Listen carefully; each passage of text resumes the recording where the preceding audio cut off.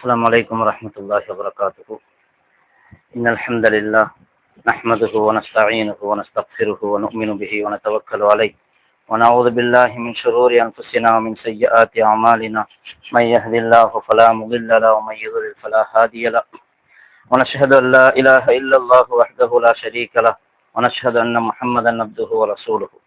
وصلى الله وسلم على سيدنا محمد وعلى آله وأصحابه وأزواجه وذرياته وأهل بيته وأتباعه أجمعين، أما بعد، فقد قال الله تعالى في القرآن العظيم والفرقان المجيد: أعوذ بالله من الشيطان الرجيم، بسم الله الرحمن الرحيم. فقولا له قولا لينا لعله يتذكر أو يخشى. قال ربنا إننا نخاف أن يفرط علينا أو أن يطغى. قال لا تخافا إنني معكما أسمع وأرى. فأتياه فقولا إنا رسولا ربك فأرسل معنا بني إسرائيل. الآية. صدق الله العظيم. புகழ் அனைத்தும் ஏக இறைவனாகி அல்லாஹுக்கே உரித்தாகட்டுமாக. அல்லாஹினுடைய சலாத்தும் சலாமும் அன்பும் அருளும் நம் உயிரினும் மேலான முஹம்மது ரசூலுல்லாஹி ஸல்லல்லாஹு அலைஹி வஸல்லம் அவர்களின் மீதும் அவர்களுடைய தோழர்கள், குடும்பத்தார்கள், அவர்களை பின்பற்றி வந்த தாபிஈன்கள், தாபிஈன்கள், ஃபுகஹாக்கள், ஷுஹதாக்கள், நல்லவர்கள் நம் அனைவரின் மீதும் என்றென்றும் நின்று நிலவட்டுமாக. அல்லாஹினுடைய மேலான ரஹ்மத்தையும் அவனுடைய பொருத்தத்தையும் பெற்றுக்கொண்ட நல்லடியார்களுடைய கூட்டத்திலே அல்லாஹ் நம்மை கபூல் செய்தல்வானாக. வாழும் காலம் எல்லாம் நிம்மதியாகவும் ஆரோக்கியமாகவும் வாழக்கூடிய பெரும் பாக்கியத்தை அல்லாஹ் நமக்கு தந்தருள்வானாக. வாழ்க்கையின் எல்லா நிலைகளிலும் தக்வா என்னும் இறையச்சத்தை எடுத்து நடப்பதற்கு ரப்புல் ஆலமீன் தௌஃபீக் செய்தல்வானாக. கண்ணியத்திற்குரியவர்களே, இன்று நாடு 79வது சுதந்திர தினத்தை கோலாகலமாக கொண்டாடி கொண்டிருக்கிறது. நம்முடைய நாடு சுதந்திரம் பெற்று 1947ஆம் ஆண்டு ஆங்கிலேயனுடைய காலனி ஆதிக்கத்திலிருந்து விடுதலை பெற்று இன்றோடு 78 ஆண்டுகள் முடிந்து 79வது ஆண்டில் அடியெடுத்து வைத்திருக்கிறோம். பழமை போன்று டெல்லி செங்கோட்டையிலே, முகலாயர்கள் கட்டி எழுப்பிய செங்கோட்டையிலே நமது பாரத பிரதமர் அவர்கள் தேசிய கொடியை ஏற்றி வைத்து சுதந்திர தின உரையாற்றி இருக்கிறார்.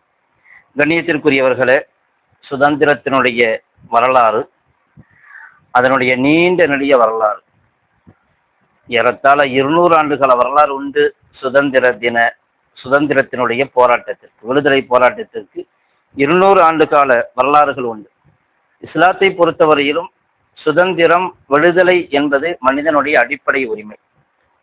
உலகத்திலே அல்லாஹுக்கு கட்டுப்பட்டு, அல்லாஹுக்கு அடியாராக இருந்து, அல்லாஹுடைய உத்தரவுக்கு கட்டுப்பட்டு வாழ்வது, அவனுக்கு மட்டுமே அடியாராக இருப்பது, அடிமையாக இருப்பது, வேறு எந்த பொருளுக்கோ, எந்த நபருக்கோ, எந்த அரசுக்கோ, எந்த அமைப்புக்கோ அடிமைப்பட்டு கிடப்பதை இஸ்லாமிய கொள்கை விரும்புவதில்லை.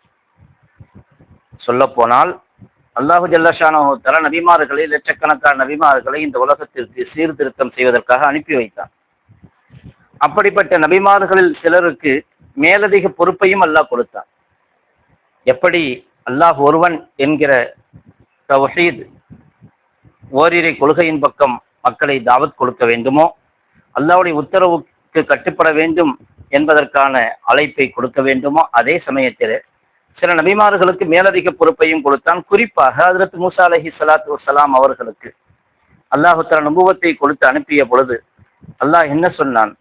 ஃபிரௌனிடத்திலே போய் பேச சொன்னான். ஃபிரௌன் பனு இஸ்ராயில் என்கிற சமுதாயத்தை அவன் அடிமைப்படுத்தி வைத்திருந்தான். நான் உனக்கு ரசூலாக வந்திருக்கிறேன். மூசா அலைஹிஸ்ஸலாம், ஹாரூன் அலைஹிஸ்ஸலாம் 2 பேரும், நாங்கள் 2 பேரும் ரசூலா, உங்களுக்கு ரசூலாக, இறை தூதராக வந்திருக்கிறோம். அந்நர்சில் மானா பனி இஸ்ராயில், பனு இஸ்ரவேலர்களை எங்களோடு அனுப்பி வை. இஸ்ரவேலர்களை நீ அடிமைப்படுத்தி வைத்திருக்கிறாய், அவர்களுக்கு விடுதலை கொடு. அவர்களிடத்திலே சொல்லனா துயரங்களை கொடுத்து, அவர்களிடத்திலே கடுமையான வேலைகளை வாங்கி கொண்டு, அவர்களை கேவலப்படுத்தி, இழிவுபடுத்தி, அவர்களை அற்பமானவர்களாக ஆக்கி வைத்திருக்கிறாயே, அந்த பனி இஸ்ராயீலை, இஸ்ரவேலர்களை நான் விடுதலை செய்வதற்காக வந்திருக்கிறேன், அவர்களை என்னோடு அனுப்பி வை. அத்து இலைய இபாதுல்லா என்பால் அல்லாஹுடைய அடியார்களை அனுப்பிவிடு, நிறைவு கொடுத்து விடு என்று மூசா அலைஹிஸ்ஸலாம் அவர்கள் கோரிக்கை வைத்தார்கள். அப்படி கோரிக்கை வைக்க வேண்டும் என்று அல்லாஹு தஆலா உத்தரவும் இட்டிருந்தார். அப்படிப்பட்ட ஒரு பொறுப்பை கொடுத்து அனுப்பியிருந்தார். எனவே நுபுவத் என்கிற உயர்ந்த அந்தஸ்திலும் கூட மக்கள் அடிமைப்பட்டு கிடந்தால் அவர்கள் அதிலிருந்து வெளியேற்ற வேண்டும் என்கிற பொறுப்பை நபிமார்களுக்கும் அல்லாஹ் கொடுத்து அனுப்பி இருக்கிறான் என்று சொன்னால் உலகத்தில் எதற்கும் அடிமையாக இருக்கக்கூடாது, யாருக்கும் அடிமையாக இருக்கக்கூடாது. அல்லாவை மட்டுமே வணங்க வேண்டும். சூரியனையோ சந்திரனையோ நட்சத்திரங்களையோ அல்லது வேறு எந்த பொருட்களையோ நபர்களையோ நாம கடவுளாக உருவாக்கி கொண்ட சிற்பங்களையோ எதையுமே வணங்கக்கூடாது என்று இஸ்லாம் போதிக்கிறது. வல்ல ரப்புல் ஆலமீன் அவனை மட்டுமே வணங்க வேண்டும், யாருக்கும் அடிமைப்பட்டு கிடக்கக்கூடாது, யாரையும் அடிபணியக்கூடாது என்கிற உயர்ந்த தன்மையை போதிக்கிறது இஸ்லாம். அதே போன்றுதான் ஹஜ்ரத் உமர் ரலியல்லாஹு தஆலா அவருடைய ஆட்சி காலத்திலே காதிசியா யுத்தம் நடந்தது. காதிசியா யுத்தத்திற்கு ஹஜ்ரத் சாத் பின் அபி வக்காஸ் ரலியல்லாஹு தஆலா அவர்கள் அமீராக தளபதியாக பொறுப்பு கொடுத்து அனுப்பப்பட்டிருக்கிறார்கள். இப்ப காதிசியாவிலே எதிரியினுடைய தலைவன் ருஸ்தும் அவன் ஒரு அழைப்பு விடுக்கிறான், உங்களிலிருந்து யாரையாவது எங்களிடத்தில் பேச அனுப்புங்கள் என்று. சாத் பின் அபி வக்காஸ் ரலியல்லாஹு அவர்கள் ரிபீ பின் ஆமிர் ரலியல்லாஹு அன்ஹு அவர்களை அனுப்பி வைக்கிறார்கள். அவர்கள் பார்ப்பதற்கு சாதாரணமாக இருப்பார்கள், அந்த அளவுக்கு உயரமாகவும் இருக்க மாட்டார்கள், குள்ளமாக இருப்பார்கள். அவர்களை இவர்கள் சர்வசாதாரணமாக பார்த்தார்கள். ருஸ்துமினுடைய படை வீரர்கள். இவர்கள் ரிபீ பின் ஆமிர் அவர்கள் போகிறார்கள். அவன் தன்னுடைய அரண்மனையை அலங்கரித்து வைத்திருந்தான். எல்லாவற்றையும் தன்னுடைய குதிரையை ஓட்டி அதை கிழித்து கொண்டு தைரியமாக வீராவேசமாக அவனுடைய அரியணைக்கு பக்கத்திலே செல்கிறார் ரிபீ பின் ஆமிர். அவனுக்கு ஒரே ஆச்சரியம். அப்பொழுது ரிபீ பின் ஆமிர் கேட்டார், நீங்க எதுக்காக வந்திருக்கீங்க, எங்களிடத்துல எதுக்காக வந்திருக்கிறீங்க? அப்ப ரிபீ பின் ஆமிர் ரலியல்லாஹு பதில் சொன்னாங்க, எங்களை உமர் ரலியல்லாஹு தஆலா அனுப்பி வச்சிருக்கிறாங்க, சாத் பின் அபி வக்காஸ் அனுப்பி வச்சிருக்கிறாங்கன்னு சொல்லல. அல்லாஹ் அல்லாஹ் எங்களை அனுப்பி வைத்திருக்கிறான். அல்லாஹ் எங்களை அனுப்பி வைத்திருக்கிறான் எதற்காக? லினுக்ரிஜ மன் ஷாஅ மின் இபாதத்தில் இபாதி இலா இபாதத்தி ரப்பில் இபாத். நாங்கள் வெளியேற்ற வேண்டும், அடியார்களுக்கு அடிமைப்பட்டு கிடக்கக்கூடிய கேவலப்படுத்தப்படக்கூடிய அந்த மக்களை நாங்கள் வெளியேற்ற வேண்டும், ஒரே ரப்புல் ஆலமீன் ஆகிய அல்லாஹ்வுக்கு மட்டும் கட்டுப்படக்கூடிய மக்களாக ஆக்கி அவர்களை அடிமைத்தனத்திலிருந்து வெளியேற்றுவதற்காக வந்திருக்கிறோம் என்று சொல்லுகிறார்கள் ரிபீ பின் ஆமிர் ரலியல்லாஹு அவர்கள். அதை சொல்லும் பொழுதும் அல்லாஹ் எங்களை இதற்காக அனுப்பி வைத்திருக்கிறான் என்று சொன்னார்கள் என்றால் அடிமைத்தனம் அவ்வளவு மோசமானது. யாருக்கும் அடிமைகளாக இருக்கக்கூடாது. பல அநியாயங்களிலிருந்து நாங்கள் நீதத்தின் பக்கம் வெளியேற்றுவதற்காக வந்திருக்கிறோம், நியாயத்தின் பக்கம் வெளியேற்றுவதற்காக வந்திருக்கிறோம் என்று ரிபீ பின் ஆமிர் ரலியல்லாஹு சொன்னார்கள் என்றால் விடுதலையும் சுதந்திரமும் வாழ்க்கையினுடைய மனித வாழ்க்கையினுடைய அடிப்படை உரிமை. எனவேதான் ஆங்கிலேய பிரிட்டிஷ்காரர்கள் இங்கு வந்து காலனி ஆதிக்கம் செலுத்திய பொழுது அவர்களை மும்முரமாக முதல் தரமாக முதலாவதாக முன்னின்று எதிர்த்தவர்கள் எல்லா மதத்தை சார்ந்தவர்களும் போராடினார்கள். ஆனால் ஆரம்பம் முதற்கொண்டு 200 ஆண்டுகளுக்கு முன்பாகவே 1947க்கு 200 ஆண்டுகளுக்கு முன்பாகவே முஸ்லிம்கள் களமிறங்கினார்கள். அவர்களை பற்றி புரிந்து கொண்டார்கள். அவர்கள் வியாபார நோக்கத்திலே வந்திருக்கிறார்கள் என்பதல்ல, வியாபாரம் என்கிற பெயரினால் மக்களை அடிமைப்படுத்துவதற்காக, நம்முடைய சொத்துக்களை, இந்த நாட்டினுடைய செல்வங்களை சுரண்டுவதற்காக வந்திருக்கிறார்கள் என்பதை உணர்ந்து கொண்டார்கள். அப்படிப்பட்ட விதத்தில் தான் நீண்ட சரித்திரம் உண்டு. 200 ஆண்டு கால சரித்திரம். சுதந்திரத்திற்காக விடுதலைக்காக போராடியவர்கள், எல்லா மதத்தை சார்ந்தவர்களும் போராடி தரப்பட்ட சுதந்திரம் இது. இந்த நாட்டினுடைய பலதரப்பட்ட மக்களை உள்ளடக்கிய ஒரு நிலைதான் இந்த நாட்டினுடைய சுதந்திரம், விடுதலை.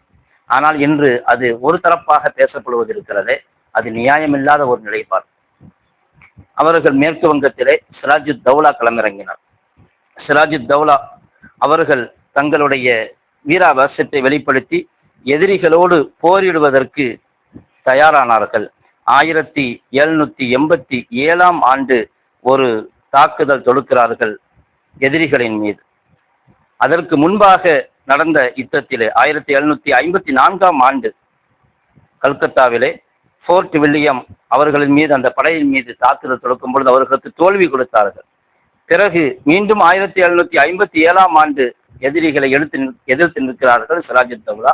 அந்த சமயத்திலே உடன் இருந்த ஒரு துரோகியின் மூலமாக அடையாளம் காட்டப்பட்டு சிராஜுத் தௌலா அந்த யுத்தத்திலே ஷஹீதாக்கப்படுகிறார்கள், வீர தியாகம் செய்கிறார்கள். அவர்களுடைய உயிர் பிரிந்து விடுகிறது.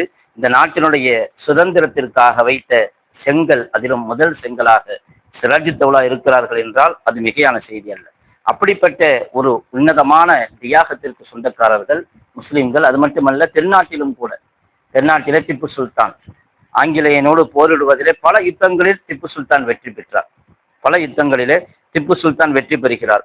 ஆனால் ஒரு நேரத்தில் 1799ஆம் ஆண்டு ஆங்கிலேயனோடு நடந்த யுத்தத்திலே அதிலும் உடனிருந்த ஒரு துரோகிதான் காட்டி கொடுத்து அவரின் மூலமாக திப்பு சுல்தானும் வீழ்த்தப்படுகிறார்.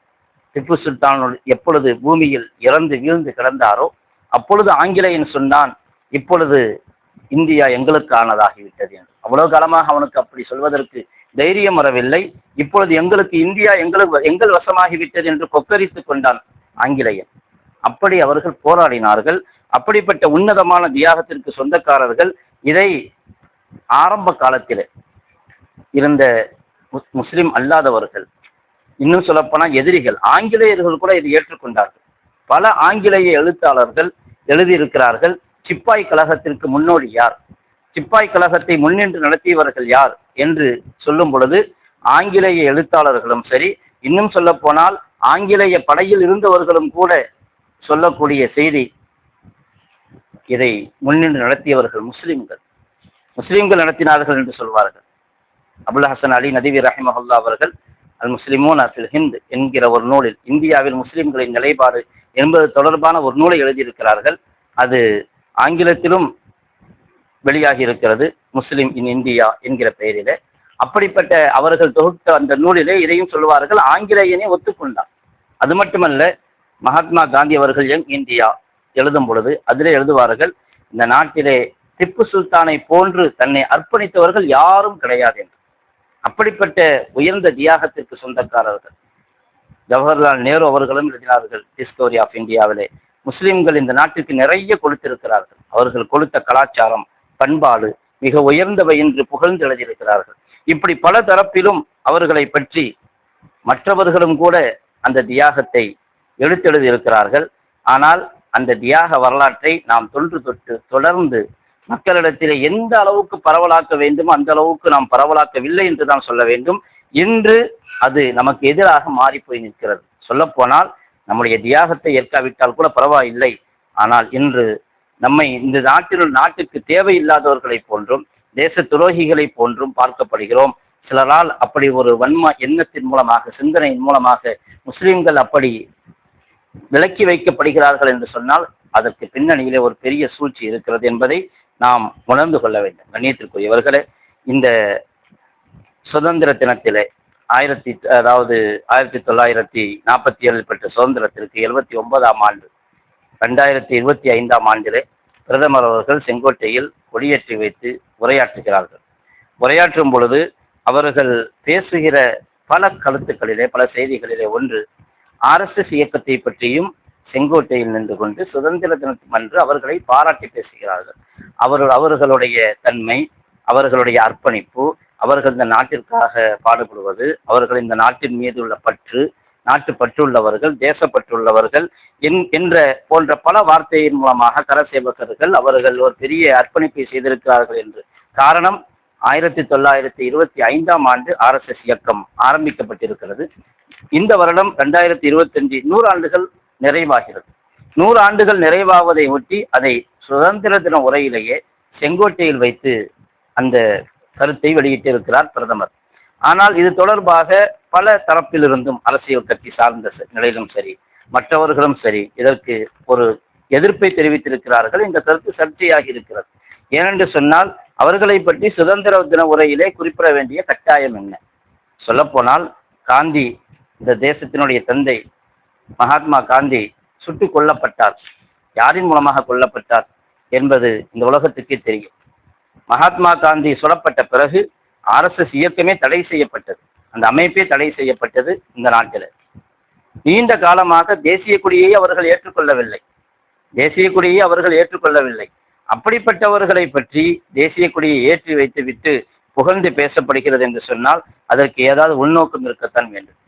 கண்ணியத்திற்குரியவர்களே, தேசப்பிதாவை கொன்றவர்கள் எல்லாம் தேசபக்தர்களாக காட்டப்படுகிற இந்த சமயத்திலே நாம் விழிப்புடன் இருக்க வேண்டும். இந்த நாட்டினுடைய வளர்ச்சிக்காக, முன்னேற்றத்திற்காக பாடுபட்டவர்கள் அனைத்து தரப்பை சார்ந்தவர்களும். ஒரு மதம் சார்ந்து பிரிப்பது இருக்கிறதே, அது சமீப காலமாக தோன்றிய ஒன்று. மதம் சார்ந்து இந்த நாட்டை யாரும் பிளவுபடுத்த முடியாது, பிளவுபடுத்தக்கூடாது. அத்தனை பேரும் சேர்ந்து ஒன்றாக பாடுபடுகிறார்கள், வெற்றி அடைகிறார்கள். கண்ணியத்திற்குரியவர்களே, இப்பொழுது சமீப காலமாக ஒரு வார காலமாக ஒரு செய்தி மீடியாக்களிலே ஓடிக்கொண்டிருப்பது நமக்கு தெரியும். ராகுல் காந்தி வெடித்த ஒரு குண்டு. என்ன அது? வாக்கு திருட்டு. ஓட்டை திருடுகிறார்கள், தேர்தல் ஆணையத்தோடு சேர்ந்து ஓட்டை திருடக்கூடியவர்கள் என்ற ஒரு செய்தியை அவர் வெளியிட்டிருக்கிறார். ஆதாரப்பூர்வமாக வெளியிட்டிருக்கிறார். ஏதோ வந்த போக்கிலே அவர் அதை பேசிவிட்டு செல்லவில்லை. அதற்கான ஆதாரங்களை வெளியிட்டிருக்கிறார். அந்த ஆதாரங்களும் கூட தேர்தல் ஆணையம் கொடுத்த ஆதாரம் என்றும் அவர் சொல்கிறார். தேர்தல் ஆணையம் கொடுத்த அந்த தரவுகளின் அடிப்படையிலே தேர்தல் ஆணையத்தோடு சேர்ந்து ஒரு பெரிய தில்லுமுள்ளு நடந்திருக்கிறது. வாக்குகள் திருடப்பட்டிருக்கிறது. நாம் கேள்விப்பட்டிருப்போம். இதற்கு முன்பாக தேர்தல் ஆணையர் தேர்தலுக்கு முன்பாக தன்னுடைய பதவியை ராஜினாமா செய்துவிட்டு போகிறார். எதற்காக ராஜினாமா செய்கிறார் என்கிற சர்ச்சை எல்லாம் வந்ததுண்டு. அதே போன்று எத்தனை சதவீதம் வாக்குகள் பதிவானது உடனடியாக அது தெரிவிக்கப்படுவதில்லை. வாக்கு செலுத்தக்கூடிய நாளில் கடைசி நேரத்திலே நிறைய வாக்குகள் சதவீதத்திலே பதிவு செய்யப்பட்டதான தரவுகள் எல்லாம் வந்தது. அதற்கான வீடியோ காட்சிகளை எதிர்க்கட்சிகள் கேட்கும் பொழுது அதை கொடுக்கவும் இல்லை, தரமாற்றம் என்று சொல்லிவிட்டார்கள். அதற்காக சட்ட திருத்தத்தை செய்தார்கள். இப்படியெல்லாம் நடந்து கொண்டிருந்த சமயத்தில் தான் ராகுல் காந்தி அவர்கள் தேர்தல் ஆணையத்தின் மூலமாக நடக்கக்கூடிய தில்லுமுள்ளுகளை அவர் வெளிப்படுத்தி இருக்கிறார். தேர்தல் என்பது மக்களுக்கு கிடைத்த ஒரு பெரிய ஆயுதம். வாக்குரிமை, இந்த ஒரு விரல் ஆயுதம் என்பது சாதாரணமானது. 5 ஆண்டுகளாக மக்களை ஆட்சி செய்கிறவர்கள் எப்படி நடத்துகிறார்கள்? அவர்கள் முறையாக நடக்கிறார்களா? மக்களுக்கு அநியாயம் புரிகிறார்களா அல்லது சேவகம் புரிகிறார்களா என்று பார்த்து தண்டிக்கக்கூடிய ஒன்று மீண்டும் பதவியில் அமர்த்துவார்கள் அவர்கள், அல்லது அவர்களை தண்டித்து ஆட்சியிலிருந்து கீழே இறக்கி விடுவார்கள். அது ஜனநாயகம் கொடுத்த மிகப்பெரிய வெகுமதி வாக்குரிமை. வாக்குரிமை என்கிற ஆயுதம் அவ்வளவு வலிமை வாய்ந்தது. எனவேதான் சமூக ஆர்வலர்கள் சொல்லுவார்கள், இன்று அந்த வாக்குரிமை என்கிற ஒரு ஆயுதம் மழுங்கடிக்கப்பட்டு விட்டது.